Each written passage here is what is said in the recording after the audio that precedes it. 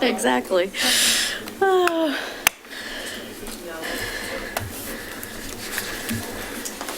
All right. Call to order this work session for May 21st.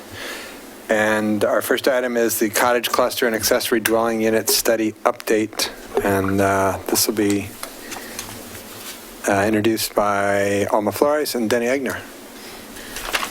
Actually, she's wondering if she can steal something real fast. And Kelly Brooks and Steve Adams. Is hijacking I have your no agenda. idea. Here, somebody else.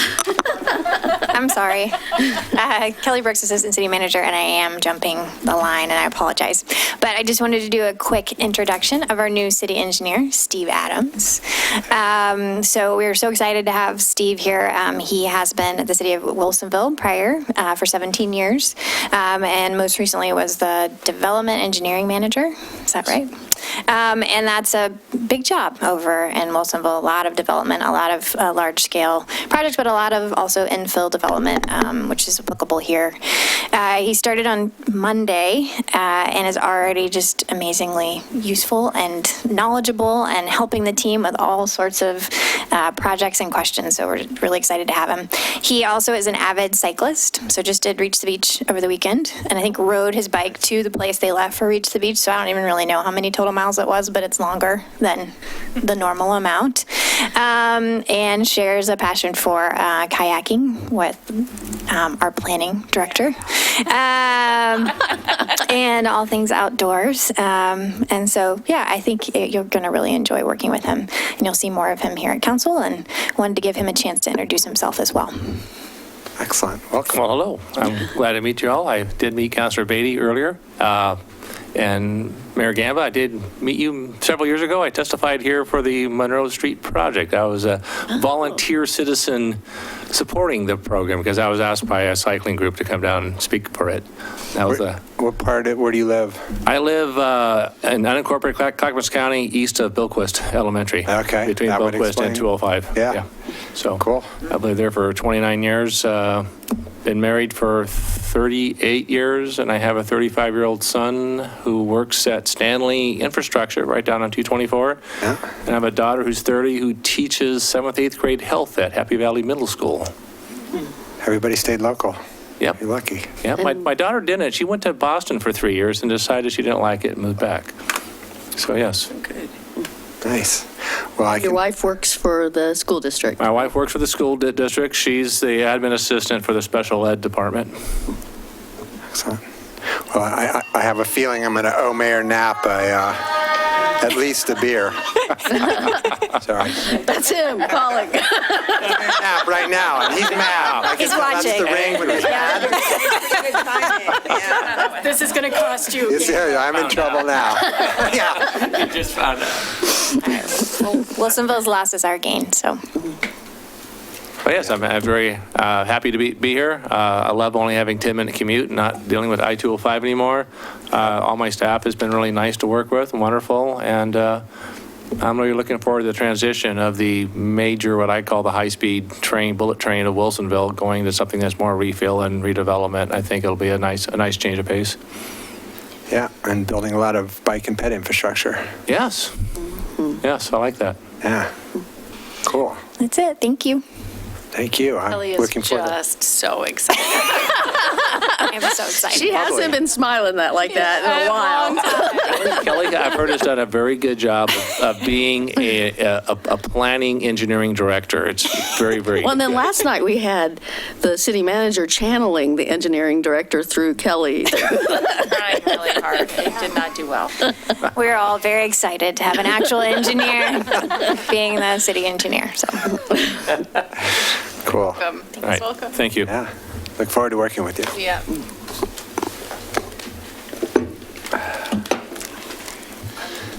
going to introduce the consultants.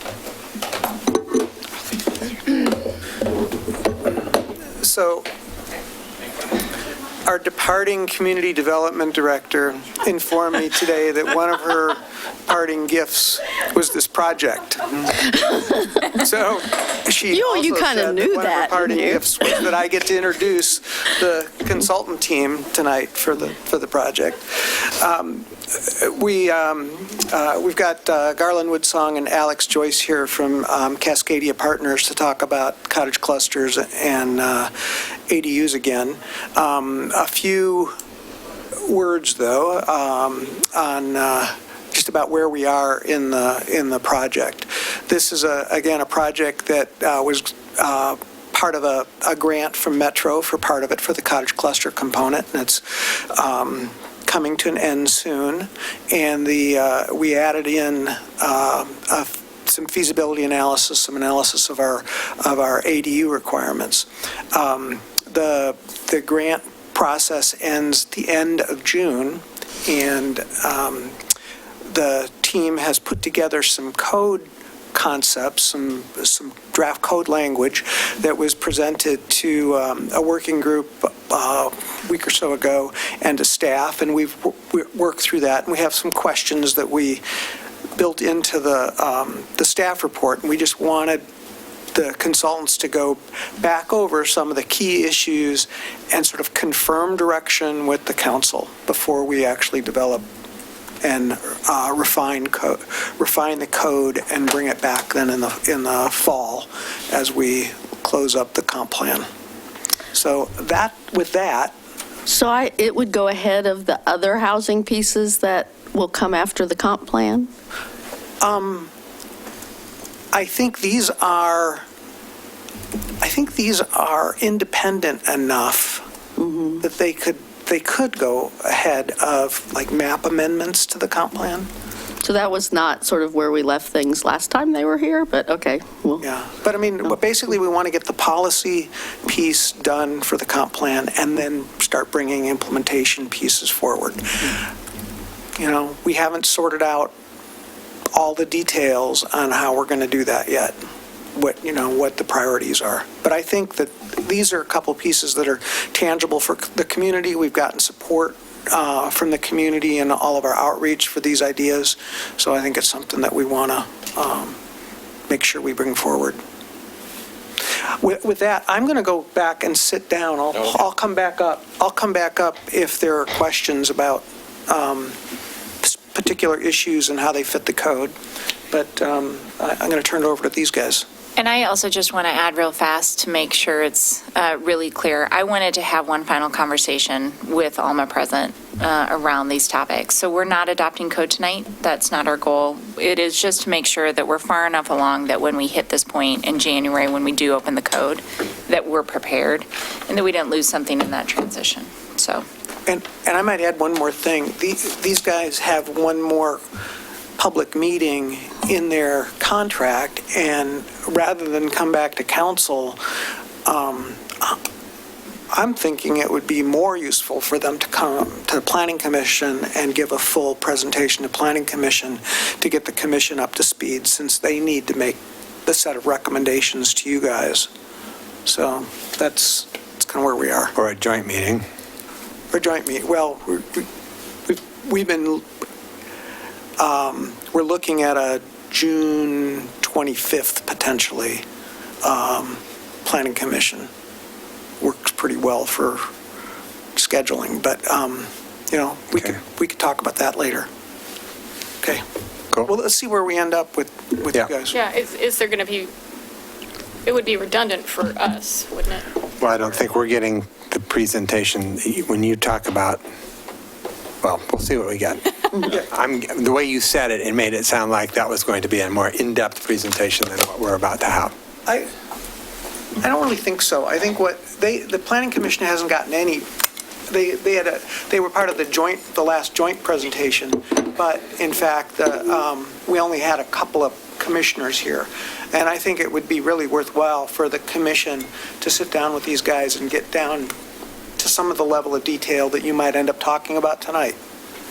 And the reason we didn't do a joint meeting tonight was because we had some other, we want to talk about the comp plan, and the commission, it's really difficult for them to get away during the late afternoon. Okay. So the last time we were together, we talked about the larger process, multi-month process that we had gone through, and we went through all the analysis, and we went through the recommendations, and it was a lot to take in, and appreciate everyone staying with us through the process. Tonight's presentation is really kind of zeroing in on a few key issues that were identified in the staff report, at the end of the staff report, and allowing for a little bit more discussion about those issues and explanation. Leaving this meeting tonight, we're going to finish up the final report, and then the final report along with the presentation is what we'd expect to bring to whatever the June meeting ends up being with whoever that ends up being with. So rehashing a little bit of why we're here, part of a multi-pronged focus on housing and affordability that the city is engaged in, and cottage cluster and ADUs fit into the spectrum of missing middle housing types. They're affordable by design, primarily because they are smaller units. They're not intended to be, a subsidized unit type. So the best the market can do to deliver more affordable units is to really reduce the size. So the benefit of that is that they can fit within the context of the existing neighborhoods.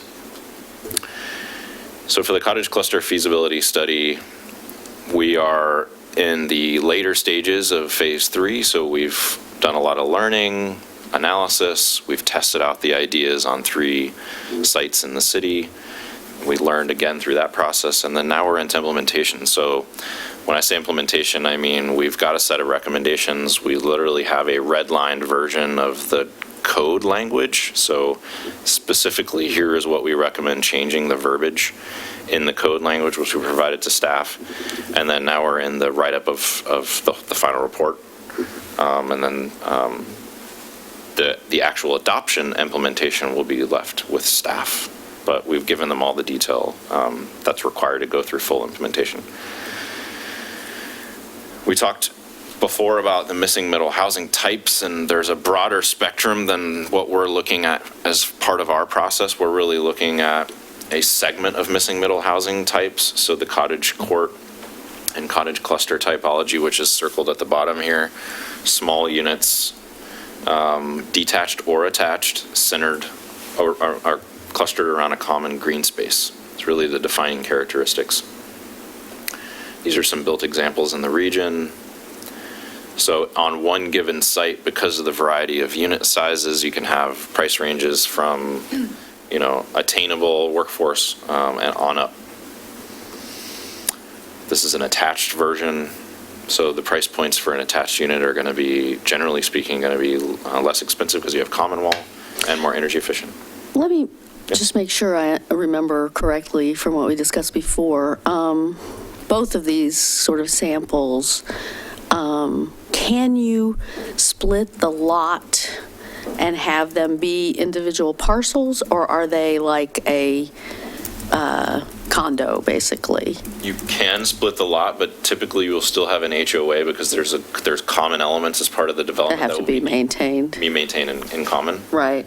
But you do actually, or you can actually carve up even when they've got a common wall or whatever, you can. So this one, Cooper Court, is townhomes on owned lots. On owned lots, okay. Previous one, Sabin Green, is a condominium on.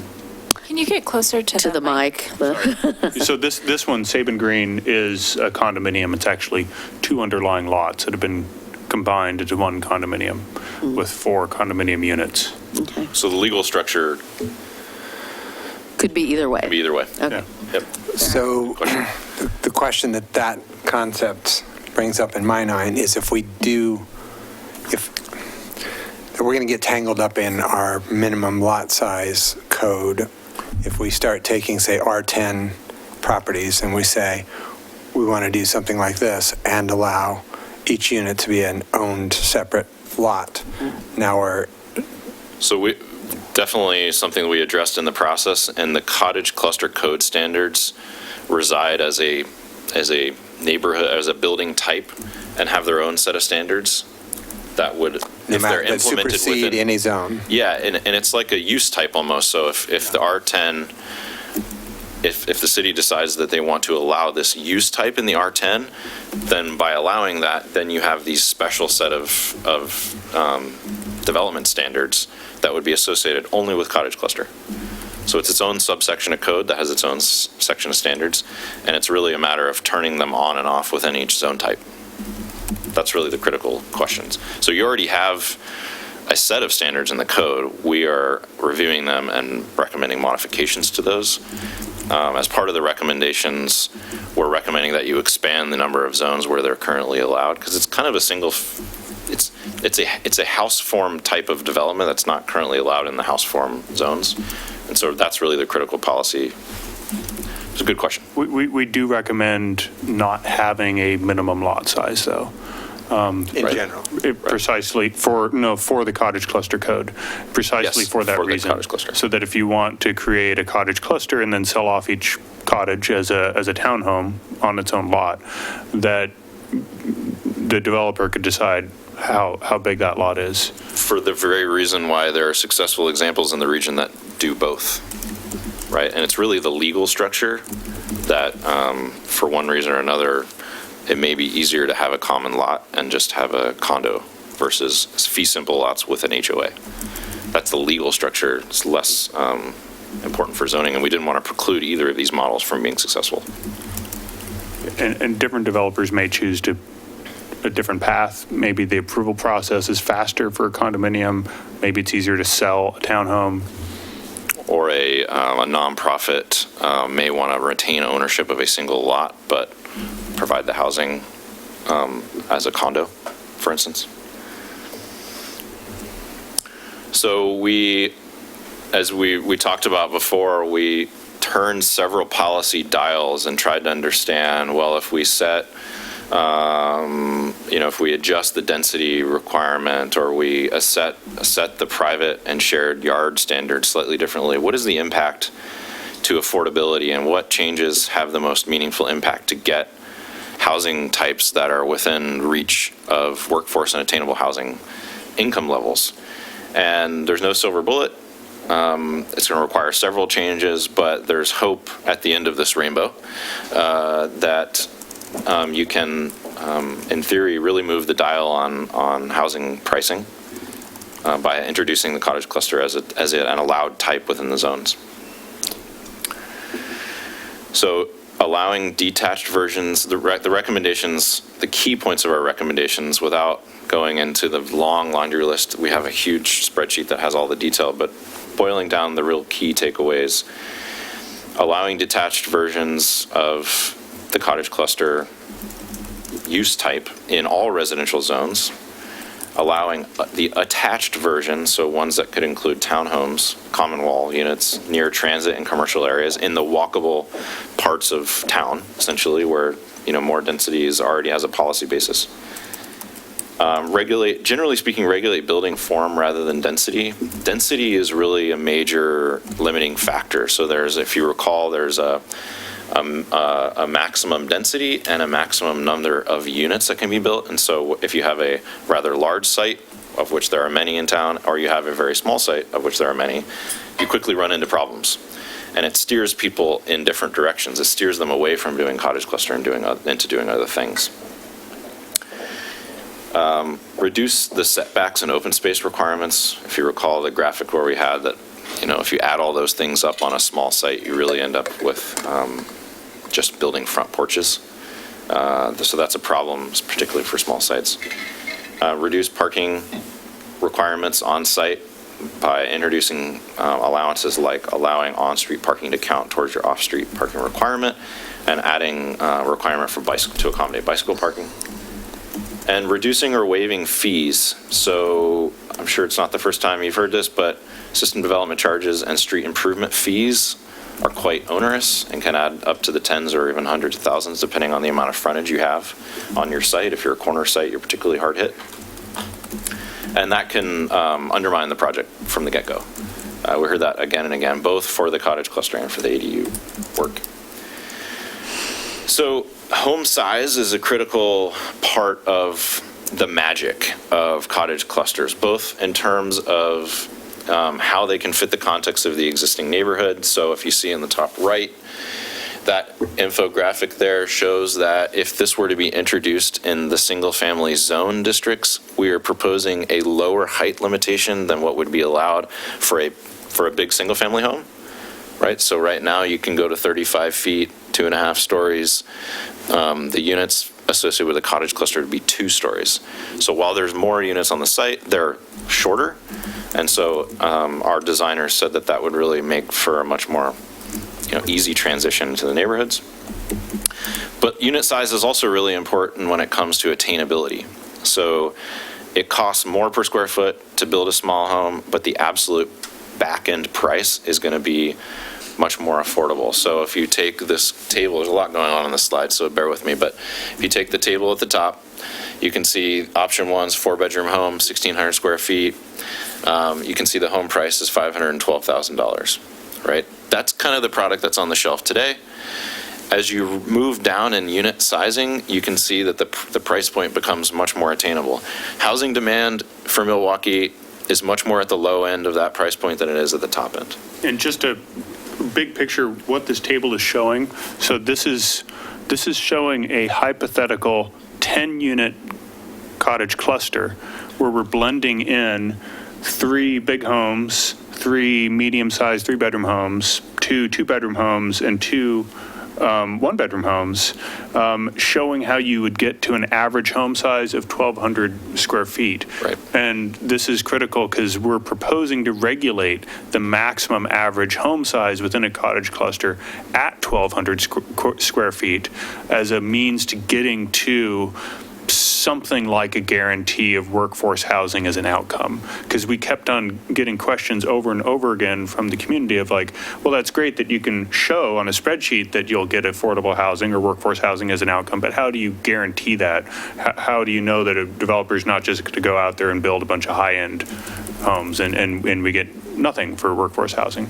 So this comes from best practices in the planning industry is to specify a maximum average unit size. Normally it's applied more to like a building, like all the units in a building have a maximum average unit size. But we found it works okay for a cottage cluster as well, because in many ways a cottage cluster behaves like a building. It's a number of different homes that you're regulating and permitting all at once. Mm-hmm. So that's just some metadata on what that chart is. Well, and that's interesting to me because it also addresses ghettoization, for lack of a better term, coming to my mind at the moment, in that you have a mix in this sort of micro neighborhood of the cottage cluster development of different income levels, which is nice. Yep, they can, as you can see on the right, so this is median family income purchase affordability, so there's a broad spectrum there, everything from 57% median family income up to 118, so it's the whole range of workforce, right? Which, there's not just one type of resident in Milwaukee, there's a whole bunch of different types. And When you're redoing this for planning or using it in the future, I would put something up there in your header that explains the 10-unit development model, because I was like, what are these? Yeah, It wasn't clear until you spoke up and said that. Yeah. Well, maximum average floor area was a completely confusing concept. When I read through the packet, I was like, okay, what the hell is a maximum average?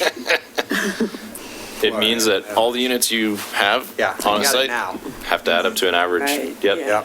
Yeah, This is breaking that down. We wanted to provide a hypothetical so that it made that concept clear. And there's a specific reason to have that in there, so you have a variety of price points. So wait, let's go back. I wanted to look at the proposed standards, the lower right. Yep. We didn't talk about that, so. Wilton, did you have a question? Yeah, I had a question also. Sure. So I guess in my mind, I always think of cottage clusters as being smaller. So to see something that says, well, I get them being of various sizes, but something, 1,600 square feet is like larger than the average house in the neighborhoods that I live in. Over in Cedar Crest, we're probably 12 to 1,300, 13 to 1,400 maybe for the one-story. One-story. One-story homes. So 1,600 square feet and even 1,300 square feet seems almost out of place in my mind for cottage cluster, because I think of them as being smaller. So help me envision, or help me understand how that design has changed over time to larger and smaller together. Can I ask a really quick question, kind of in addition to her question? Is that to potentially make room for where we've got these really big lots that are quite old, like farms where maybe they've got 2 existing homes, and you want to so be you able to can do the build- cottage cluster? That was one of their models. Right. It was, yeah, I remember that Well, now. Yeah. existing structures would be allowed to remain as a non-conforming. Grandfathered in. Yeah, we don't want to incentivize tearing anything down if we can help it. Would they would they also be included in that average, that maximum Right. average? Yeah. If you were for- applying for that part of the Right. code as a cottage cluster and you wanted to include the existing home as. It's a great question. I'm not sure that I would exclude it, I hadn't, Exclude it, okay. but I don't know that we've addressed that in the code, so that's a good point of clarification. Well, Yeah. then, maybe Yeah. only answer one It could be a useful thing to think about. We were thinking about these as really the new units on the site. Okay. Sorry to interrupt then, so. The short answer is that there's a demand for housing in Milwaukee at all income levels. And and at a that lot, size. a lot of what is being built is in this bottom left-hand corner, which is a 2,300 square foot home. Yeah. That's, unless you're building 2 very different looking homes on a site, it's hard to get to an average where that would fall into the mix. So 1,600 may be big for some parts of town, but it's certainly not big for the single family homes that are being brought online in this market. 2,000 plus is very common for a single family. And it home. allows for a family. Right. But what interests me, though, is it's a 4-bedroom that's 1,600 square feet, and the home price is $512. And then down here, you've got a 4-bedroom that's not quite twice as big, but it's at least a third bigger. Mm-hmm. And it's only, 576. whatever, 60, 50,000, $64,000 more. We weren't willing to make that leap to assume we're not quite sure how they're building that house, that much square footage for that price. It implies a construction cost per square foot somewhere below $120 a square foot, which is... Usually what happens there is they bought the land in the recession, and that's factored into the price or something I like see. that. I mean, land prices at today's prices, it would be hard to back end price that. So, in our mind. so these prices may be high, but they're based on assumptions that we're comfortable with. In general, I would say probably all of the numbers coming out of our study are maybe a little bit high, because there's builders out there who've figured out how to build things cheaper than we quite understand how to do. So These are fully vetted numbers too with folks who are building this stuff, and these are not out of line with what they're buildings. right. Some people who maybe have a vertically integrated shop where they're a developer, they're a general contractor, and they bought the land in a different economic cycle can do different things than what we're assuming. And they may be building to a lower build quality than what we're assuming as well. Who knows? But, another thing to contextualize this is if you look at some of the built examples of cluster housing in Portland, like Eli Spivak's work, you'll find a lot of homes that are in that 1,600 square foot size range.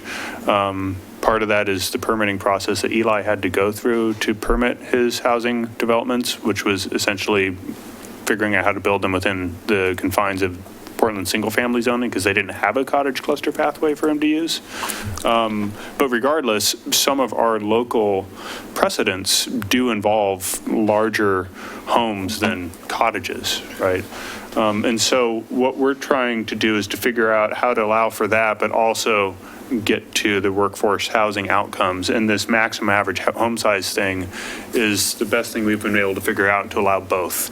You can get some bigger homes, but you can't do all that because we also want affordability as an outcome. And then the other thing to look at is this building footprint maximum line. So that's saying you can only, in the low density neighborhoods, R5, R7, R10, you can only build up to 1,000 square foot footprint.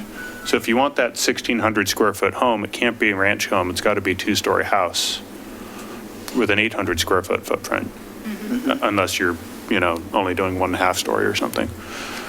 So.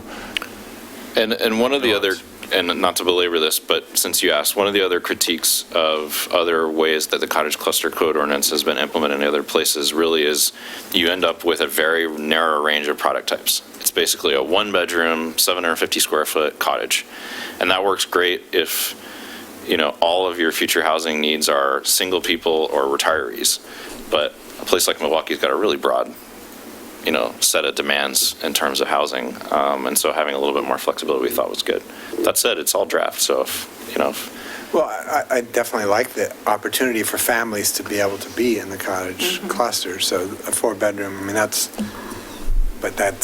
well outside the range of affordable. It's in the higher workforce and. But don't lose sight of the fact that the demand is there at all income levels. Sure. So the fact that this essentially enables 4 houses out of 10 that are below market, that get us to that 79% and that 57% Right, 80 and down, yeah. That's where I see the value, in addition to making sure that it's a more diverse income level in that kind of micro neighborhood. Yeah. Yep, it's, you do these studies at a moment in time, and the moment in time we have now, it's like land has never been more expensive, construction costs have never been more expensive.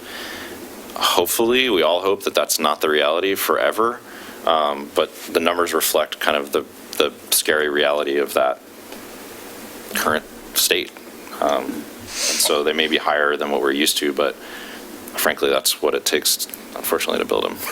Also, this is your review of our work. So if you would like to tell us that we got it wrong and our maximum average home size is too high and you'd like to see that number come down, that might be one way to get more workforce housing.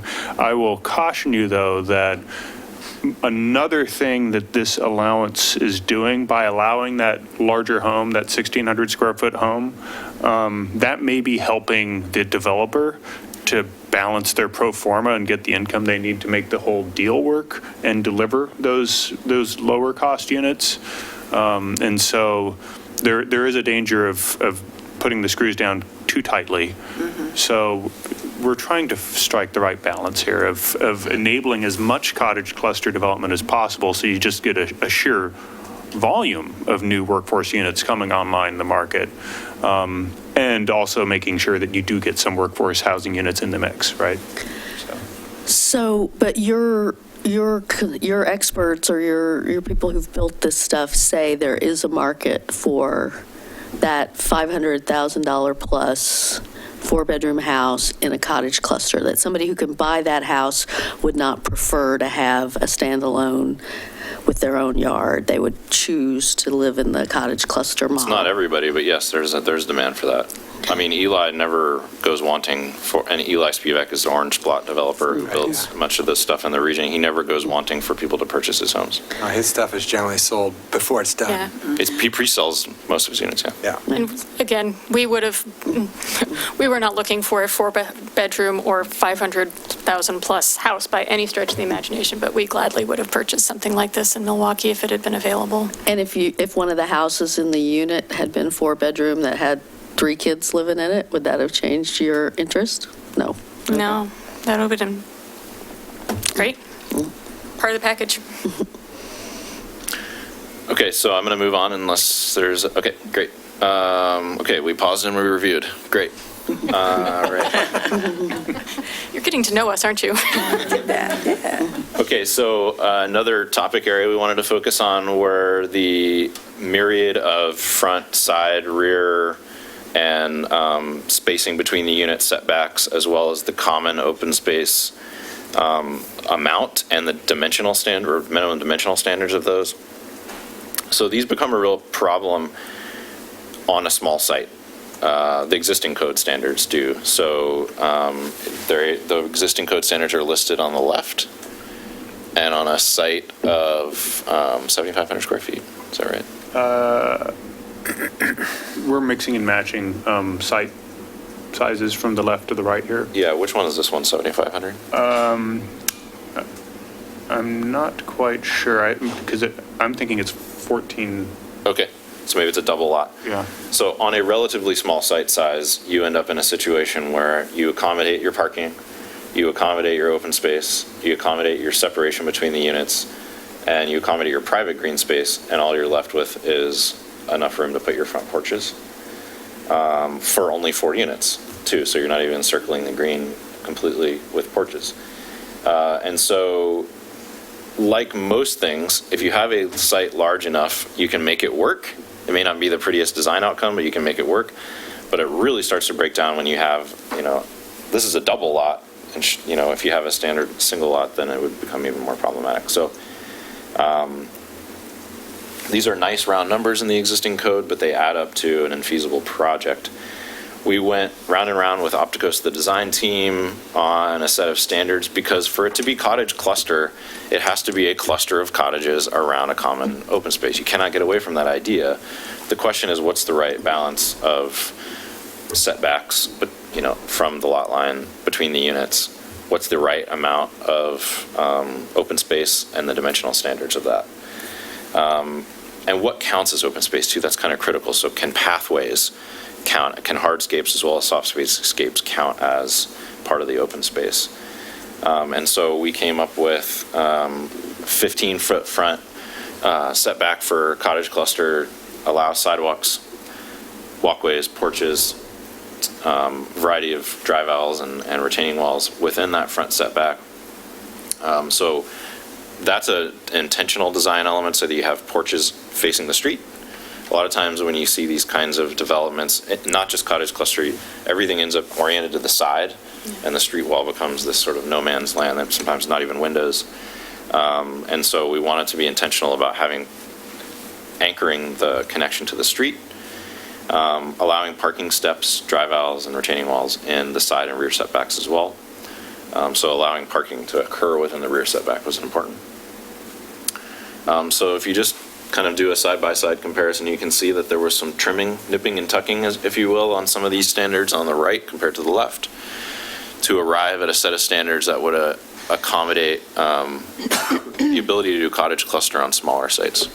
So the thing that struck me, the first thing that struck me on this was the space between cottages of 4 feet. And I wondered, wow, is that even fire code? I was wondering. So we're removing the fire code from the zoning code, essentially here. We're saying, let the fire code say what it may, but let's not try to double regulate and have the zoning code say that twice.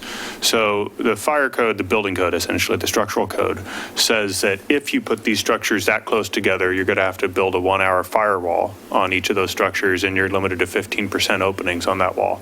Okay, so then the designer will probably just place bathrooms or, small openings on that wall, and it'll have to be fireproofed. But it's possible. It's legal if you do those things. It's allowed in the building code, yes. So it's not, it's possible to do that if the zoning code says it's possible. And there's a safe pathway to do that. It just becomes a design challenge for the architect to make these homes livable. Well, the other thing that strikes me is eaves, right? If you're 4 feet apart, you're going to either have 2-foot eaves that touch each other. Right. Or not eaves. Building code wouldn't allow you to do that. Right. Yeah. Right. So you probably would be stuck with like 4-inch eaves or something like that on those walls. But those are the walls that are facing each other. Those aren't going to be the walls you see from the street. So Where's the street on this image? It's On the lower side. On the lower side? Yeah. Okay. So we're still not orienting the facing toward the street. We're facing inward. Front porches on these 2 units would be orienting you can't see it in this diagram, but they would be oriented to the street. you're right, actually. This image on the right, those bottom 2 cottages are not oriented correctly. They should be facing the street but they're on this plan view, they're shown facing each other. This is an early sketch that we just put up to illustrate the setbacks, but you're right, it doesn't conform to the porch requirement. And did I calculate correctly that these are under 400 square feet? I see They're- 28 by 14? They're just under 800 square feet if you allow Oh, a 2 second stories. story. 2 stories, okay. That's exactly right. Yeah. Yeah, Okay. that's the key. And maybe they're 600 square feet because it's a story and a half. I mean, there's a lot of flexibility in that footprint. Right. So the other piece about allowing them, and so I always assume we're going to get the worst possible developers building this stuff. because we for sure will get some of them. And try to prefetch the horrible things they'll do so that they can't do horrible things. I'm imagining the livability, like you live in one of these houses, your next door neighbor is 4 feet away, and there's really no where, let's say you wanted to have flowers around your house, or you want to herb garden, there's virtually no place to do anything. So, Well, and the trees and the swales for stormwater, there's no space for any of that it there. feels This isn't the right of, that doesn't include the right of way, though. So the trade-off of the cottage cluster is that you're giving up private open space and you're gaining public open space. But there isn't it. I mean, common open space. So the public open space you're showing there is like maybe 3 feet in front of each, not counting the sidewalk. Well, there's the front setback. There's the Front setback, 15 feet. yeah, you'd get your front setback, and then you get the space between the cottages for your herb Right, so garden. pretty much, there's trees. no place on this plan for the cottage, the folks that live in this cottage cluster to put in a garden. But even Not on a this. community We're garden. we're not saying that every single one would be built Right. to I know, standards. but what So I'm this would- saying is I guarantee you if we allow it, there will be some developer that builds it. So hold that thought, because I think we are regulating some of those things as well. We're regulating the overall vegetation amount in the front yard, the overall vegetation amount on the whole site, and the overall tree coverage site on the whole site. So a developer would need to satisfy those three things per the same standards that are applied in the base zone, essentially. Well, so that that and this diagram gets me to the idea that maybe there's a minimum, maybe we shouldn't be bending over backwards to make this a tool for small lots. We have ADUs, which we still have yet to talk about as the tool for small lots, and maybe we shouldn't be bending over backwards to develop code that allows this to happen on less than 10,000 square foot lots or something. No, I mean, I don't agree with that. I mean, if we've got some like tweaks to make that more palatable, I mean, it doesn't make any sense.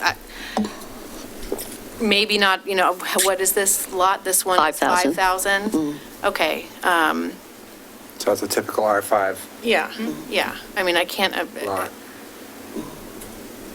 go there. I mean, I can't say that, there aren't 5,000 square foot lots that we should try to make workable for cottage cluster. So this, I think this diagram is problematic, is what you're learning here, is that we take it a little too literally.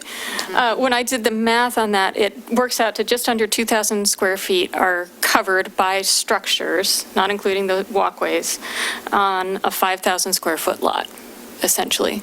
So step away for a minute from thinking about 5 units and think about basically, is that roughly 40% coverage on the lot? And think about it a little more loosely, and that's how I find it more palatable. But Because that diagram, does that currently 40% coverage and 60% that's not right Yeah. now what we're looking at? it is. So how do you do it differently and not do what's happening there? I mean, You can have a different number of units, and you can have variation in the size of the units. I'm not an architect, so the answer I have is, you don't want me answering that. But I can see Well, a way but that you that's can be an more answer. creative about it. I mean, this particular example exists in many, many, many locations around the region where oftentimes they're attached, right? It's the old courtyard, pre-1950s Right, courtyard. the courtyard apartments, that's different. And they end up with pretty decent-sized plazas often with some nice trees in there or Community gardens. some community gardens or things. There's enough open space that's functional. Like that one that right people off of can Lake Road. utilize. Yeah. I mean, they come in all shapes and sizes. We have some examples I think we can point you to that are more akin to this. In fact, the townhome version is more akin to this that we showed you earlier, where you have a walkway, a small common green space, a porch, and a unit. But they sure looked like, looked like it was more than 12 feet between those two roads. You're talking about that one that you sold somebody one out there. That's It's probably 20 feet between. between the two rows, yeah. And you know, just to be clear, we did this diagram as a study to try and figure out what would break if you did do this at, you know, kind of the minimum lot size where you might be able to even conceive of having a cottage cluster be feasible. And so it sounds like what breaks is that sense of spaciousness in your common open space or sufficient gardening space or these things that are a little bit harder to quantify. I don't know. I mean, that's why we did this diagram, to try and figure out what would break. And so that's the question, what breaks? And so I don't know that the takeaway from this is that 4 feet is putting the homes too close together. Because even if those homes, I mean, this diagram has them at 5 feet, right? We're not even showing them at 4 feet. But again, that 4 foot, that's this whole deal of sacrificing private open space to gain public open space. And wouldn't you rather shove your cottages closer together so that you get more usable open space in some other part of the site? Because really the side yards between the houses are kind of lost space anyways, you know, once you get beyond a certain number, right? Like 10 feet. And that number wasn't chosen, it was chosen because it's allowed in building code. It's the minimum allowed in building code. And just for perspective, I want to just point out that for me personally, I have like 14 raised beds in about a 15 by 50 space in my front yard. And I don't think that you can say that that wouldn't be good use of space. I mean, you know, we don't use all of them currently. So just I want to to jump try in. to orient us around what that space actually means, that's quality open space. I grow a lot of vegetables in that space. This is exactly the detailed discussion I was hoping you guys would have about this and feedback. But I do want to point out that we've got, I think, 25 minutes left. Right, so. So it was just a. This brings up a curiosity for me. The last item on our agenda tonight is a joint session with the Planning Commission, which would have been perfect to have combined this, so we did whatever we're doing there, which is a discussion of the comp plan, and this jointly, to where all of us could be having these same conversations together. We had to make a choice in terms of what to take before the Planning Commission, and we are on we're trying to meet a very tight time frame for the policies, and we have more time to address the code details post this meeting. That was our choice. So I agree with you, though, about it'd be good to have them listen to this, but I think we're going to get some similar input from them, and then we do have time to return, and I hate to say this, but we budgeted money for some inventory work post-plan policy adoption that we could steal and bring these guys back for a few more meetings. Are you saying we knew we would need more time, or you knew we would want to talk about this a lot? No, I mean, I had similar questions. Yeah. And about the setbacks and about some of these things. And I wanted, I mean, I knew there were questions.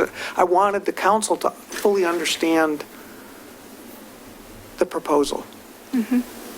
And I'm happy that that you guys are pushing the envelope as hard as you can push it. I think that's good, right? That sort of tells us, here's the edge of where we think this can be pushed. And it allows us to pull it back just a little bit and to try and have it be something that we can envision as something that works well in our city. absolutely. Would it be crazy to ask you guys to think about making a couple different mock-ups that are a different representation of essentially what that is? So maybe 3 units that are 2,000 square foot of coverage, that illustrate the 40% coverage in different ways with meeting all of the proposed new code setbacks and so on and so forth. Because I think different ways of visualizing that might help. Like that's what I've been typing away on my calculator here and thinking about it in different ways. And Yeah, and we may actually have various versions where we have done just that. We'll look through we've got a mountain of images that have come out of this process, so we'll look back and see if we've got things that can illustrate those points. Well, I'm and so- wondering if there's something like maybe we aren't comfortable with 5 units going on a 5,000 square foot lot. Maybe we want to say it should only be 4, or there's some, Or I don't just- want to get crazy prescriptive, but. Right. So I also just want to put a little bit of a Band-Aid on what Denny said. We probably would have to come up with new money because the things he wants to steal from are not things you guys would let us steal from. So if we go down this path, we'll come up with a kind of a proposal for what kind of money it would look like, and we'd probably come through the budget process in August if we had some under-expend for movement. But that would be my recommendation, is actually to get them enough tools. My concern is that we're asking so much of his team right now. Right. And there's a bunch of conversations we want to have more of, and every time we do that, it's going to eat away at things that are also important to you. Also, the other possibility is for as many of us as could do it to come to the planning commission meeting that they're going to do and be part of that conversation or something, because I've still got 5 more questions. And they haven't gotten very far in their presentation. So what's the legislative, what do we? You guys can totally skip that tonight, and Kelly would love that if you would. And Well, if what's you, your time like we don't just keep you here for. We're here until 6. Okay. yeah. So if you guys want to go till 5:45, I would just recommend we get done at that point, so you have 15 minutes between meetings. And we can cancel the other item for tonight. Eating is Eat. important. And Kelly can now leave. Of our strength. Do you want to, yeah, sure. And we have Yep. to stay awake. Thanks, Kelly. Have a nice evening. Say hi to your family. Yeah. By the way, you just made her whole night, if anybody's worried about it. Cool. You're going to smile even harder than she was smiling before. All right. So, 5 more questions on this slide, or do you want to keep moving? No. On everything. How bad is it going to It's be? throughout. well, I guess I have a comment question on this slide, which may be something you're going to get to, but we heard a lot. So we had this town hall on our housing thing, which I don't think you guys were part of, but so we discussed this sort of as part of that, and at your open house, and in both places I heard a lot of love for cottage clusters. People liked the idea, but I also heard a lot of it depends on the lot, it depends on the location, it depends on this, and I heard a lot of parking, and I see that one does not allow for off-street parking. We'll get to parking at the next. Okay. But That's just one of the questions. to respond to parking on this one on the right, the only way that would work is if you could park this on street with 5 head-in spaces. So that may be a constraint. You may not see this in reality. It may be the unicorn, right? Right. Because the stars have to align. Not only does it have to be a 5,000 square foot lot, but it has to be a 5,000 square foot lot where you have a right-of-way out in front that's wide enough that you can carve off 20 feet of head-in parking plus room for your sidewalk and your street trees, right? I can't even picture that street in the city. 19th Avenue. There are actually. The Woner. some pretty You couldn't do head-in parking. Actually, I think you could. might be able to. I mean, we've got Some pretty 20, wide right-of-way. we've got a on huge, those maps. Yeah, but it's the slope. Well, you have No. to fix that, but maybe there are other parts of the neighborhood we're not familiar with. Yeah. I mean, we don't all know every lot in True. this city. yeah, I mean, Well, I think that's you the could point. do it on We my don't all lot, know is what every I'm lot. saying. And it's going to be hard to write this code to fit every lot. Yeah. There's the hidden. Yeah, no. I really appreciate that you reminding us that isn't, Yeah. there are things that you don't see on that chart that would influence whether or not that could get built. And I Right. think that we should get there. Yeah, there's a bunch of ways that, code comes together on a particular site. So let's talk about parking, Okay, unless, is it okay to move on? sure. Okay, we can always rewind the tape if we want. So parking standards. So Parking is always one of those things that has a major influence on site design and on economics. And it becomes particularly acute on smaller sites. So our focus for a lot of where do things break or where there are unintended consequences in the code really focuses in on smaller sites, because that's where you start to see the stress test getting stressful. So as a general matter, we've said allowing parking to be provided on street if possible. And in general, that is going to be a parallel parking, not head-in. Head-in is on right-of-ways that have sufficient width, and it would be very selective. It'd be, very location dependent, where you've got an excess of right-of-way where you might consider having a really efficient style of parking anyway along the street. Do not require an additional parking space for ADUs.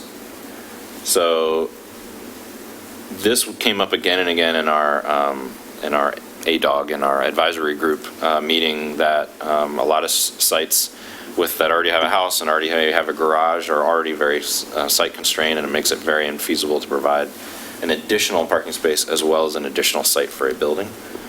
And this is more and more common practice to allow for the addition of an ADU without a required additional parking space. So allow the sidewalk to intrude into the front setback. That would allow for making a room of angled on-street parking were the right-of-way to allow it. For lower density neighborhoods, so for the lower density single family, require 1-to-1 parking ratio, one space per unit for cottage cluster.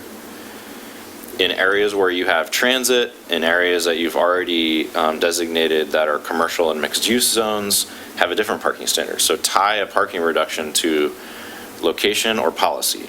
So the location near transit, so within a short walk to transit, or within the commercial and mixed use areas. So if you've already got opportunities to walk to services and to shopping, reduce parking standards from the 1-to-1 to down to 0.5 or down to 0.25. And again, on-street parking could be accommodated.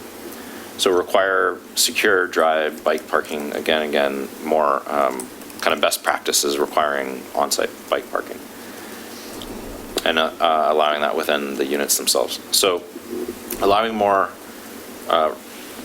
for a reduction in parking standards, but also tying that to specific locations of transit and policy goals and objectives.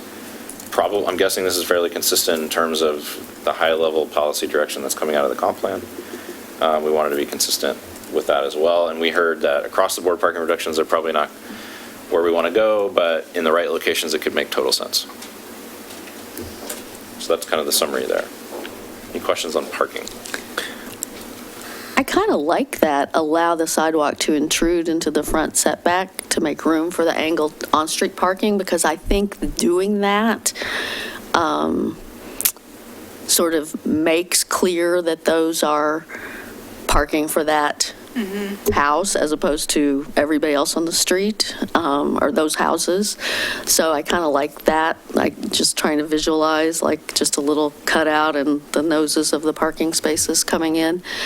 I do question how many streets we have some fairly wide streets where this could work, but I think we have a lot of streets where this won't work. Yeah. The practice on my street is angled parking. There's a lot of people that do it. And so I think there might actually be more streets than we think that where that could potentially be accommodated. Well, but they're parking on what would be, well, okay. It's all right of way. And yes, you're right. Right. Like some of it might be. But a lot of it's not sidewalked, right? So They're if- parking where, If yeah. you're allowing sidewalk Yeah. into the Yeah. setback, Right. Yeah. then that could actually Work, be legal. right?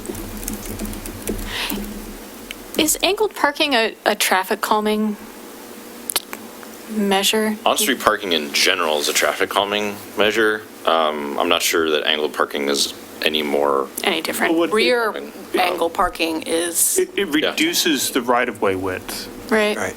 So that's the traffic calming thing. And that's the thought that I have. So I live on a street, Northeast Portland, 29th, where it's something like 26 feet curb to curb parked. So it's called a yield street. You only have one lane of traffic, but it's two directions, right? And so you could choose to take a typical Milwaukee, kind of a suburban street that's two directions of travel and then parking on both sides, and say that's going to become a yield street, and that's how you get your right of way for angled parking. You and your city engineer could make that decision to kind of change how that street functions and to shrink it down, which would calm it, and then that would become a traffic calming measure. I just drove on one of those in Milwaukee yesterday, so I know that we do have them. Yeah. Yield streets are very common all over the region.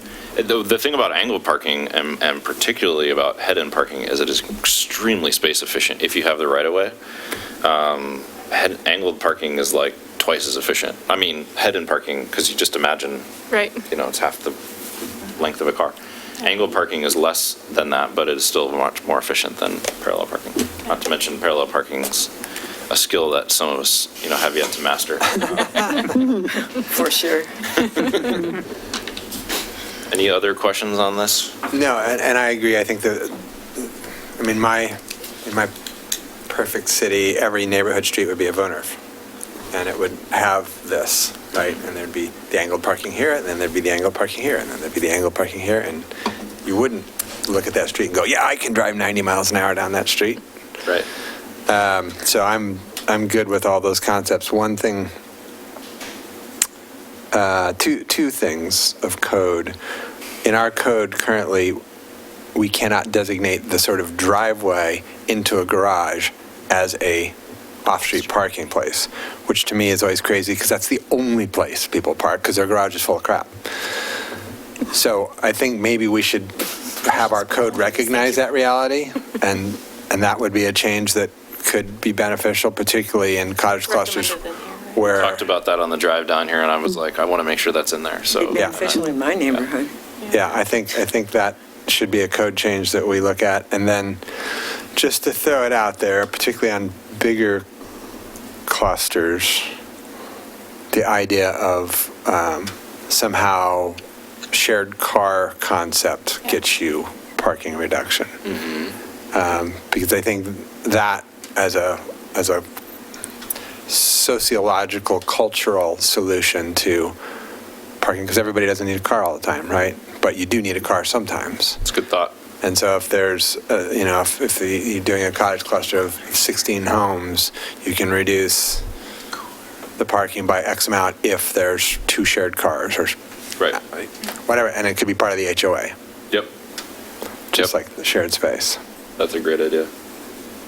That's very common anymore, is a lot of different ways that transportation can be accommodated in a broader spectrum, and tying that to a policy hook where if you do those things, you can make assumptions that not everyone's going to have three cars, which is pretty logical policy nexus between us. So definitely add that in.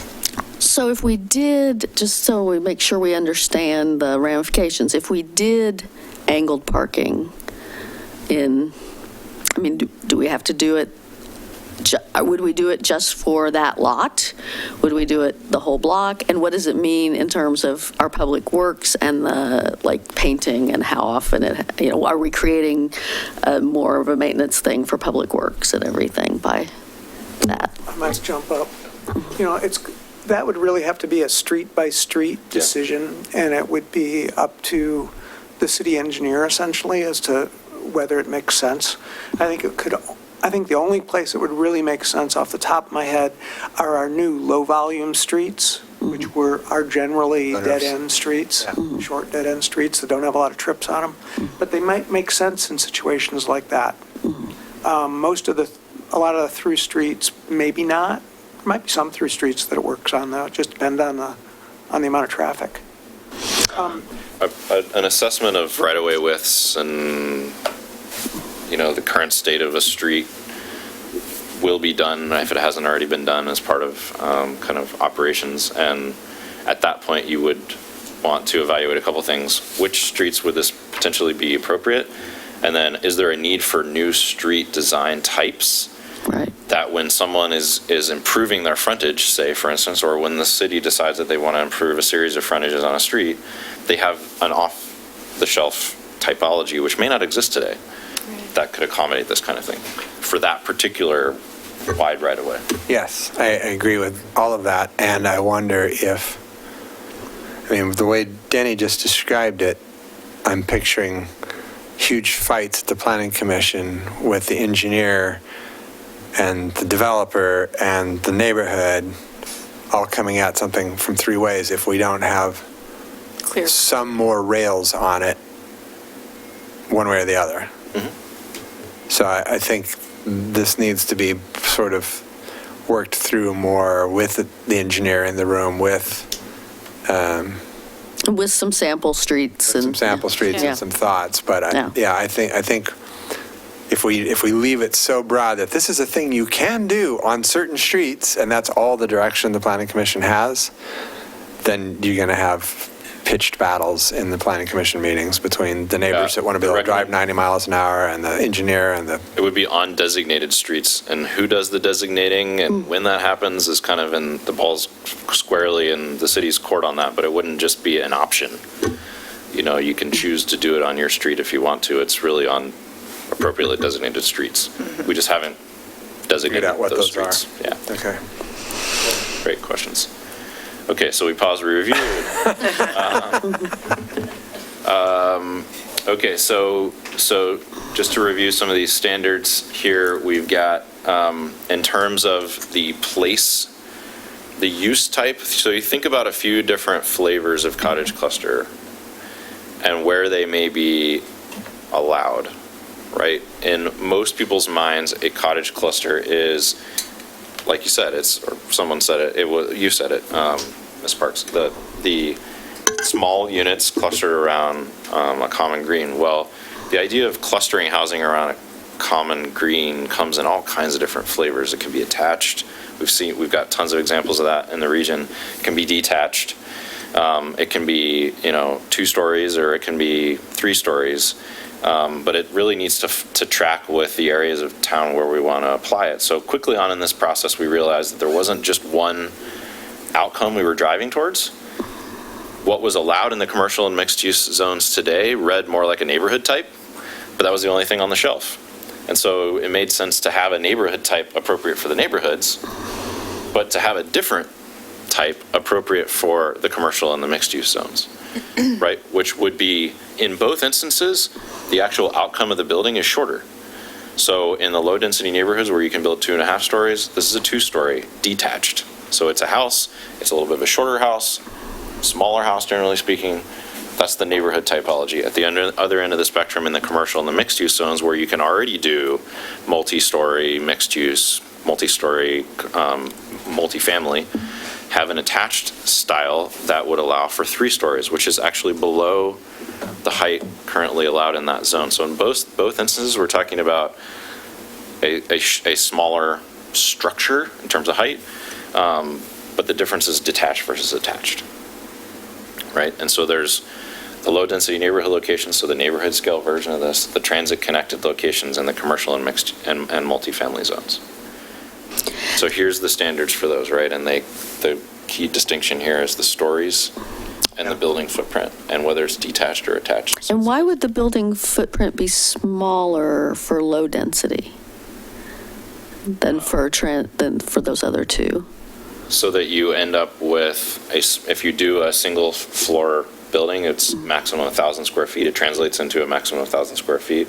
Or if you want to get to your 1,200 square feet average, it would end up being a smaller multi-story building. It's just, it scales down the structure in the neighborhood zones, is the general idea. Yeah. I get that. I like it.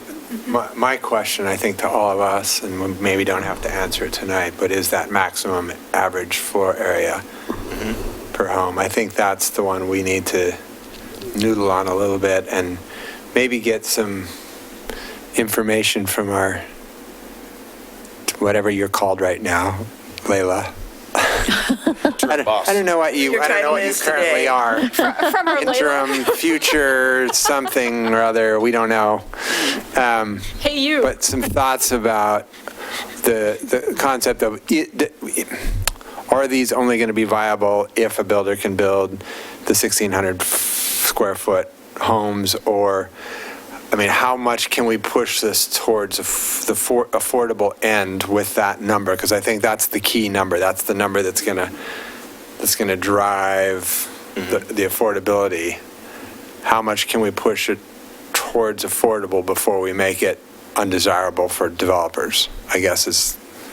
Yeah, I mean, I think that's, I mean, I guess I still have my doubts about the really big, 4-bedroom, 1,600 square foot, what the market is for that. Because I think the people who, unless you happen to be putting this next to a park where the kids are going to have a park to play in, but when we're talking about as little, common space as we're seeing on most of these, it doesn't seem to me that's where you raise kids that are.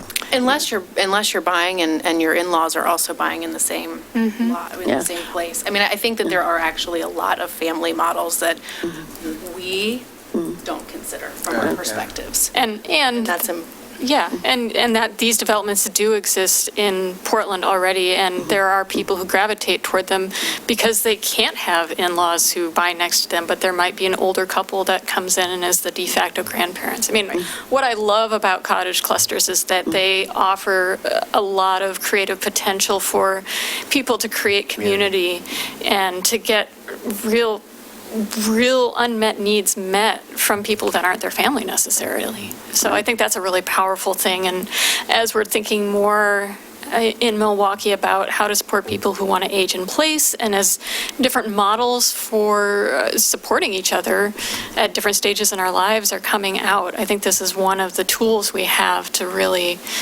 improve the quality of life of people in our community. And 1,600 square feet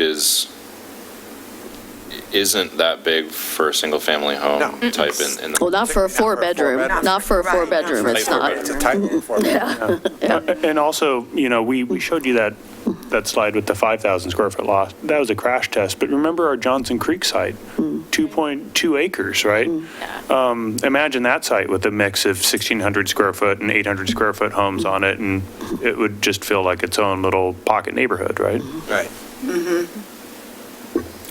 Any other questions on this particular the main point here is that there's not one solution, which is how it's currently articulated in the code. It's a spectrum of solutions depending on the location. Yeah. And also, the way we've written the draft code proposal now for transit-connected locations is that these are areas where you're connected by a complete sidewalk network to frequent service transit. So that's a lever that you can pull because most of Milwaukee doesn't have a complete sidewalk network yet. And so you have full control over where that flavor of housing cluster gets turned on by when and where the sidewalk network gets built out to allow it. Yep, that's a good point. The city can make investments that turn on some of these allowances. So I don't know if we need to go through all these, but the basic gist is that we have, and we'd like to go through the detail of this maybe with planning as well, but the basic gist is that there's 3 flavors of ice cream instead of 1, which we had before, and it's tied to specific kind of location and policy objectives. I want to walk quickly through the lot coverage, impervious area, and vegetated area section of this because that gets back to the conversation we were having earlier about how do you make it livable? So looking at the low-density neighborhoods, those are the standards from the R5, R7, and R10 zones. So 50% maximum, well, that's with the bonus, lot coverage, 60% impervious area maximum, 35% vegetated area minimum. Those are existing, you're saying? Well, we're saying these are standards that are flowing up from the base zone code. Okay. But requiring this on a cottage cluster gets you an outcome. It gets you the vegetation, 40% tree cover minimum at maturity. We're taking a first stab at writing some implementing code for your tree code. And because we tested this tree cover on all of our sites and found that 40% is achievable, if you think of a tree as something that grows into a mature state over many decades, not something that gets that right out of the planter, right? Right, and part of that canopy can be over the top of a one-story house. Exactly. Right, so you're not necessarily limited to the green space. The canopy Right. can actually, Expand. Yeah, or even over the top of a two-story house, depending on the tree Depending on the tree, species. yeah. And so this would be something where a developer applicant would need to make the case for why a tree species works by, showing this tree species has this canopy size characteristic at maturity. And, as a part of the building permit application. And that's normal. In Portland, when you develop a site, you have to submit a tree plan now. So these cottage cluster or cluster housing developments would need to come in with a tree plan to prove compliance with this section of the code. And and you may not know the answer to this, but does Portland, or does anybody who wants to set a goal for tree cover at maturity require the planting of more than, assume some die-off or assume some mortality of trees, and so require the planting of more than it would really take to get to 40? Or do you just assume they have to replace when they die or whatever? I would say the latter plus require a maintenance plan, which basically means watering, And like irrigation. prove you're going to irrigate it with drip irrigation or gray water or something. Right. Show us you're going to keep the tree alive during the summer drought, right? Great. cool, so yeah, I'm pretty comfortable with all of that with the question of the 12, yeah. Can I ask a quick question of Denny? In our current building code, if someone wants to build a new house on a single-family lot, like R5 or R7, is there a lot coverage maximum for the structure? There's a vegetated cover standard and a lot coverage standard for the structure itself. We don't have an impervious standard. But the What's the- combination of them kind of achieve that. Okay, do you know what the structure percentage is? They're similar. Okay, it's around I don't have them off the top of 50%. my head, but maybe, you know them, David? It's 30% in the R7 and R10 and 35 in the R5. Really? Is the structure maximum structure? Correct. Or that's the vegetative? Sounds right to me. That's the Maximum structure. Okay. Structure. Interesting. Because I feel like our house is more than that.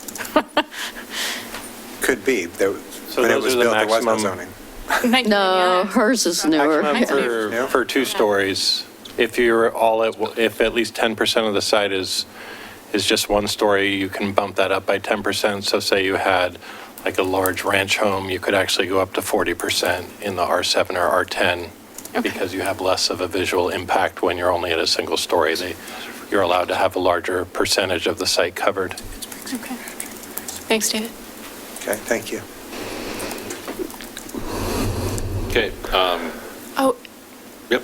it's okay, it might not matter for this conversation, so I'll hold it. Okay. Well, I think we're going to pivot to ADUs, if that's all right with everyone. Well, so before you do that, I wanted to ask a question that's really probably a Denny question, Denny and David question. And so, I still think that's a tough code to write, and there's a lot of stuff to vet, like the street widths and all that stuff.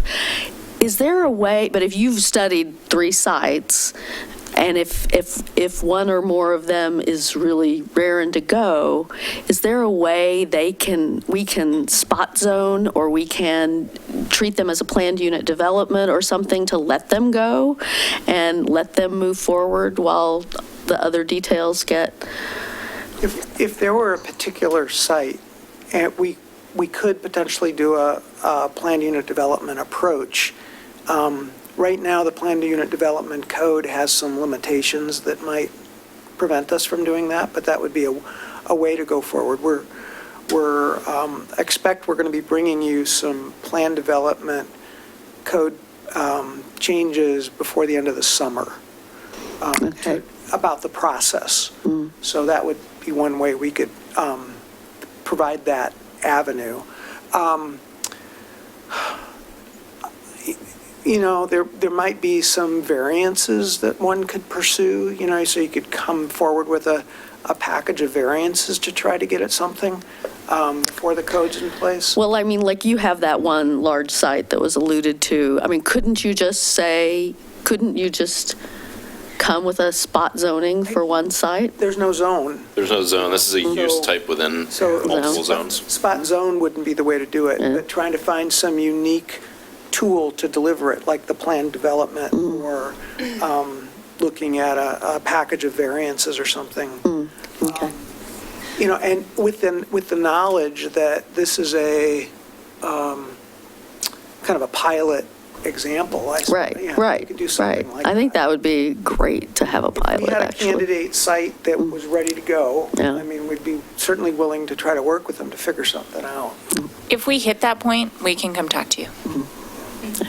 So- Yeah, I'd want to make sure that if we are representing as a pilot project, then they wouldn't be taking on a huge risk, because, I mean, we would be talking about dragging them through a really long process and expensive, and there would be a lot of work involved in that, and then just to say, well, then we're going to adopt it in less than a year. Yeah, well, until And we you could have get done it know- for whatever the price is. Right, and my biggest concern is making sure we do it right, and we do it as a part of the full package, so. We don't have a model that really didn't work because we rushed it, and then it stands as the model for why this won't work.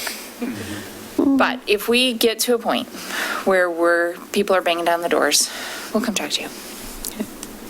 Yeah. that fair? I mean, I think we wouldn't do anything that's out of character with what we've been talking about here, though. So, you know, I mean, we're in a positive direction there. So it's not,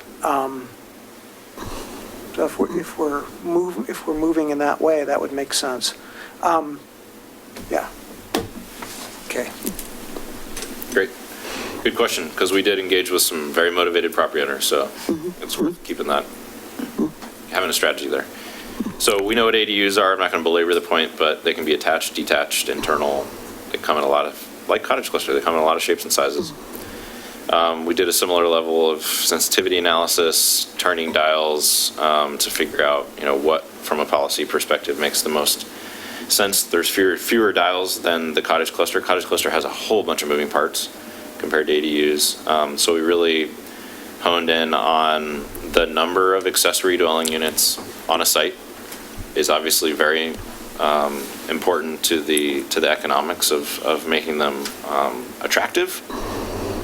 So whether that's, you know, one internal, one external, two internal, that can manifest itself in many ways, but allowing 2 accessory dwelling units on a site with a primary residence is a great strategy to provide workforce housing within the neighborhoods.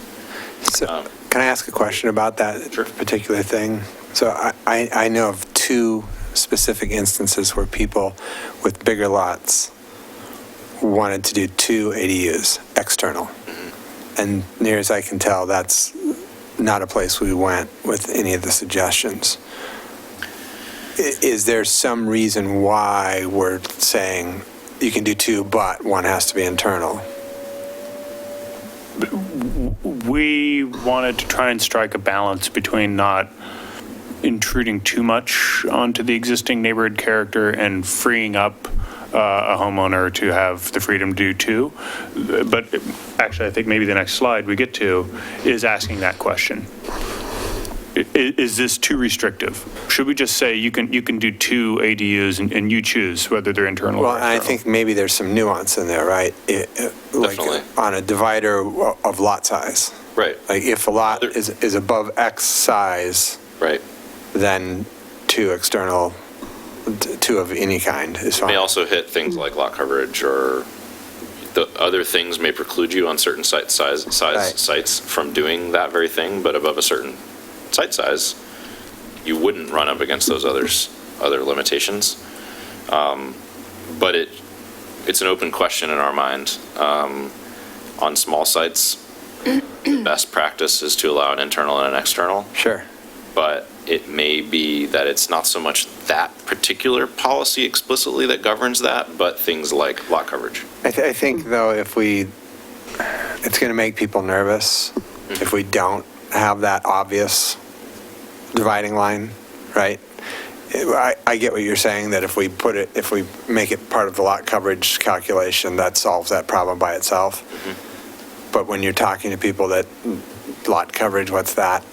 You know, it's going to be easier to say, yeah, it's got to be a lot over X, whatever X is, 6,000 square feet, 7,000 square feet, whatever that number is that makes it obvious that it works to be able to do that. Two thoughts come to mind. One is it's a moving target when we're choosing best practices. And so when we sampled best practices from Portland, their projection or the recommendation was one internal, one external. They've since moved beyond that. Now their recommendation is allow two, you get to choose which flavor. Okay, well, so we could adopt their new recommendation and recommend the same thing. But the other thing that you have that Portland doesn't in your proposals is cottage cluster beginning with 3, right? So arguably an existing house plus 2 ADUs, you could get that permitted as a miniature cottage cluster. I was just going to say the same thing. You're creating something that wasn't there before, and so you might not have to hack this code to get the outcome that you ultimately want. Right. So cottage cluster may be the right track to put that person on rather than trying to squeeze them into an ADU outcome. And what, I guess, so is this sort of separate from, a more classic, just internal division? Is that a different conversation that we need to have? I mean, I just think back on, the Victorian that I lived in, in sort of in my early 20s, that was it was a Victorian that was split up into 4 or 5 units, and That is a different question. This would be an accessory unit within the inside. but they're standalone units. I mean, They have their own kitchen. Oh, absolutely. But we're not talking about dividing up a primary unit into multiple units beyond one additional internal. But why, I guess, is my question. Like, I mean, is the only reason we're not talking about it is because we've placed this limit of 2? Correct. Okay. Yep. Which, and that's what we were tasked to do, is to look at accessory dwelling units, not internal conversions. Okay. So generally, They're different that's what questions, an accessory yeah. dwelling unit is, carving off 1 internal. Okay. If you expand it to 2 internal, fine, but that's going to tip that structure over into the commercial building code, which takes place once you hit 3 or more units. Are all the internal conversions that they're doing, they're pushed into commercial building? Which is a whole... For 3 units. That's not what that structure is. It's not a commercial structure. It's got 2x4 walls. It doesn't have 2x6 walls, yada, yada, yada. So that's an order of magnitude more work. Okay. Right? So okay, fine, maybe the applicant wants to do that, I guess. You could allow it. We sort of felt when we were making this recommendation, 1 internal plus 1 external as the choice, that if you allowed 2 internal, no one would use it, because why would you want to comply with the commercial All the building code? extra expense. But you could allow the applicant to make that choice, I suppose. Yeah, the current recommendation is to allow for 1 in, 1 out. Well, because the other work the CPAC is doing is getting to that other question, like turning a house into a fourplex, turning an existing house into a triplex or a fourplex or whatever. That's a different... Base zone change, Yeah. right? Again, ADUs are like a use that's allowed within multiple zones. Right. It's not changing a zone. Right. Okay. So reducing system development charges is the second most effective strategy to drive pricing. System development charges are expensive. Someone building an ADU is generally speaking not a professional developer. They are a homeowner acting as, hiring a general contractor. And so, adding $10,000, adding $20,000 to the price tag, we heard over and over and over again that was the decision where they said, forget it, I'm not going to do it. Because it's money you got to spend up front. And so it's been an incredibly effective strategy in other parts of the region to incentivize homeowners building accessory dwelling units, is to reduce or eliminate SDCs. And you can tie those to specific policy outcomes, right? So Portland now has made a policy shift. They say it has to be a long-term renter, and we're not going to waive SDCs to subsidize your getting a short-term rental. Right. So you can make those policy trade-off choices, but it makes a heck of a difference. Well, and I think you could do that with your next point, which is parking, which is kind of what I'd like to think about, is like eliminating the parking requirement if you commit to it being a long-term rental. Maybe both of those Yeah. are required. But you don't go to street improvements. Right now, ADUs trigger street improvements in Milwaukee, which... Right. Yes, it's true, and I think that's, it should be in here. And they're actually probably That's the more expensive. expensive than Oh, absolutely, SDCs, yeah. Plus, they're in our control, which most of our SDCs are not, right? Yeah, it should say fees.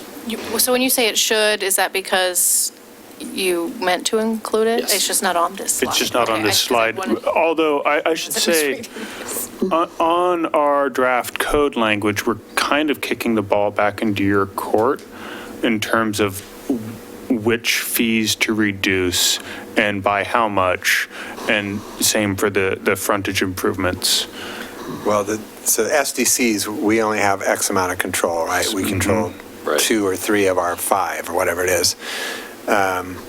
Street improvements, we totally control. Yep. So it's a mixed bag, right?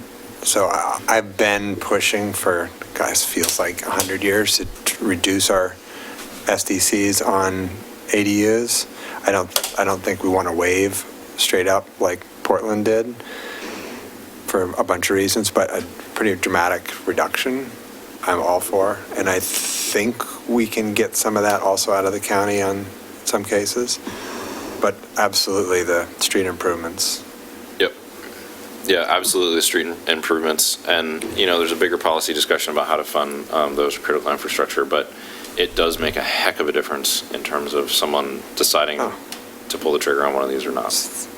The cost of the building. It's significant. It's very significant. It can be, 20% or more of the cost. These are little tiny structures that don't cost that much relative to a $50,000, $60,000 street and frontage Right. improvement. Exactly. So review process should be streamlined. So allow a type 1 review process for ADUs that meet the code standards. So allow easing the design limitations to allow height and location. And we'll talk about a few of these, but owner occupancy restrictions that are just blanket owner occupancy restrictions right now should be lifted and reconsidered. Max size of ADUs. So there's currently a relationship between the primary unit and the ADU, which really puts homeowners who have a relatively small primary unit in a bind because they can only build a little tiny shoebox. Right. So think about the structure of the ADU itself and what's the appropriate size rather than the relationship. Absolutely. Fully. I also just want to call out, we have about 10 minutes until it's a hard stop. Okay. Okay. So we talked about the 2, right? And I think there's a variety of ways that this can be accomplished. Our recommendation stands right now as 1 internal, 1 external. Okay. There can be more nuance on site sizing, things like that. Can I ask you, are you going to talk about setbacks and stuff? Not really? We're going to be talking about, Okay. yes. Okay, you've got the carriage house. Okay, I'll wait till you Yep. get there. Okay. So just pause here. Does this feel like we resolved this on the first slide? Or do you want to see allow 2 and you decide? Well, I mean, if you think that our cottage cluster concept will get you to the exact same place and there's no, so here's what I worry about is we go, that solves that problem. We go da-da-da on our merry way and then come to find out, oh yeah, but cottage clusters, that triggers the street improvements. So even though you can build those 2 tiny little houses in your backyard, now you're paying street improvements. Well, that's a cottage that's really up cluster. to you guys. For that particular but- example, we're saying, We have to get, what I'm saying is, Yeah. if that's going to be our catch for allowing 2 ADUs in a big lot, then let's make sure that we follow that through right. and Well, let's just keep them cover all the together. other- Let's not divorce these 2 as we're having these policy discussions. Well, I would say that my hesitancy is that cottage cluster has a certain set of design standards that we were very intentional about writing, including that you need to surround your commons with a home on 3 sides. Well, if your primary home's smack dab in the middle of your lot, you might not be able to make that work. right. So if you want to allow that home to put 2 external ADUs in their backyard, because that's all that works on that site, then we can just propose instead to allow for 2 ADUs and homeowner decides. If, or if what I'm hearing you say is above 6,000 square feet, homeowner gets Whatever that that freedom. number is, I haven't sat down and done the math. I mean, I just know there were 2 owners of large lots that wanted to do that and then Right. could do it. Is this a Maybe. place where percentage coverage could be a useful tool. Yeah, maybe back it through that calculation. That would certainly govern or limit the ability to do it on a smaller site. Right. And then we It's could not as just explicit as. make it explicit. Use that calculation to get to your Yeah, number, let us. and then we'll- make it explicit. We'll noodle on that a little and Okay, get back to you with some nuance. okay. So, in many parts of the region, there are ADUs on corners, sites, and others that have, that engage with the street. So they're carriage houses. They engage usually with a secondary street, if it's a corner lot. And we went round and round with the ADOG committee on this, and they decided that they'd like to, put forward a recommendation that this could be an acceptable style of accessory dwelling unit. So this isn't just about converting an existing garage. This is about a new building on a lot that orients to the other street or whatever. It could be a new building. Okay. Correct. Okay. Yep. Right.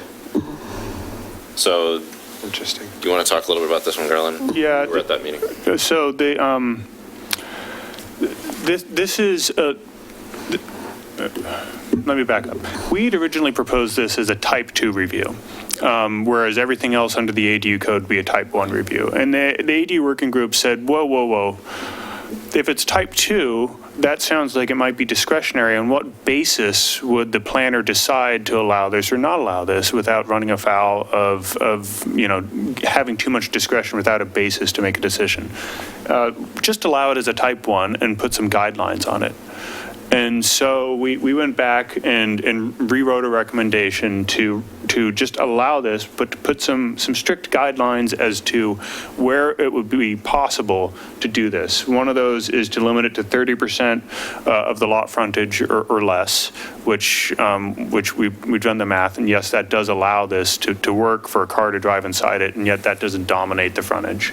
We're limiting the height so that you get an outcome that looks a little bit like this by design, by the form of the code.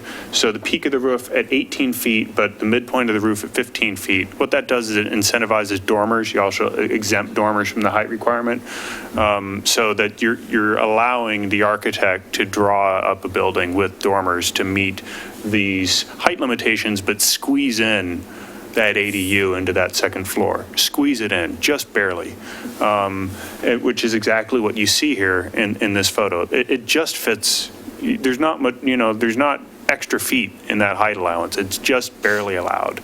And that's, we think, the right balance is to just barely allow it. You can have a bigger ADU farther back in the lot, but if you're going to do a carriage house in the front, it's just going to barely work in terms of having an ADU above the garage below. You want it up towards the front because you don't want enough room between the carriage house and the sidewalk that someone's tempted to park a car there.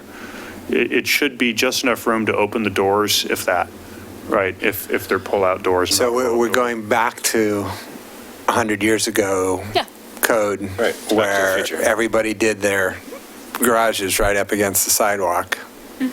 Because They're all over this town. right, because what does that give you? Well, it gives you the entire rest of your yard as a yard. Rather than a 50-foot driveway. Yeah, Yes. so you're buying back private space by putting this carriage house right up at the street line, which, since you're now adding that extra household to that private space and increasing the demands on it, it's now serving 2 households rather than just 1. That's kind of an outcome that you want. You want to see more shared private space. So I get the zero lot, but the way it reads to me, it also could be to the side. They could be bumped up against. Oh, you mean on a corner lot? So, yeah, let's say that's the corner, so it's not only bumped up against the street, but it's bumped up against the neighbor's property, 0 as well. So It could be. is that what we're saying? It could be, yeah. Well, it wouldn't be 0, right? It would at least be 0 to 8 5 feet. of street property Of the line. street property line. That's the front. Street, The sorry. front of the building, Sorry, yeah. sorry, You sorry. still have the side Okay, allowance. all right, never mind. 4 minutes. 4 minutes. I was going to say, I'm not crazy about that, but I am interested in allowing people with existing garages to use them. I'm not crazy about encouraging more of that built out to to the sidewalk, to the lot line, but I am, I heard it at your open house, and I've heard it on the CPAC of people who have existing garages that can't now build an ADU in them or above them. So I would just say Can't this is even probably rebuild. worthy of further discussion. There's a lot of stuff that I think there's really common agreement on prior. This is probably worthy of further discussion. It could well reside in a type 2 as well. It was just the recommendation of the ADOC. I love saying that acronym. We can tell. Alma wants A little credit. touchy, because Alma's acronyms aren't actually great. So parking and adjusting the parking requirements for accessory dwelling units is a very common best practice. And it really enables ADUs on constrained sites. It's really what this gets to, is that you can build a small structure and not have to provide that additional 400 square feet of parking area or more if it's driveway access.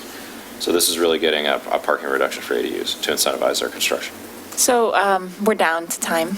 So I'd like to just talk about how we want to try and address the rest of this before we leave the presentation, because it looks like there's 3 or 4 more things still to talk about. I think that was Just the parking for ADUs and the code table for ADUs, That was it. we're basically through.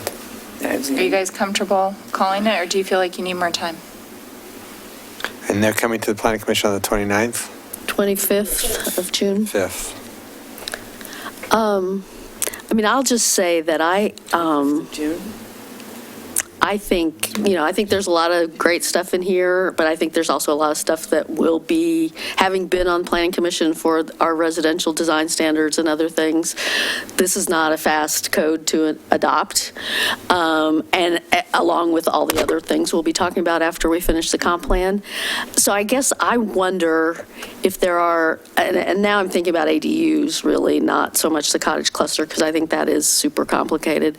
But with the ADUs, are there some low-hanging fruit that we could pick off and do in our next, fast code fix package? So we're not doing a fast code package until January of 2020. Danny just told us we were getting a code package on. The only reason he's been, the only reason that thing is moving is because without it, Hillside can't proceed.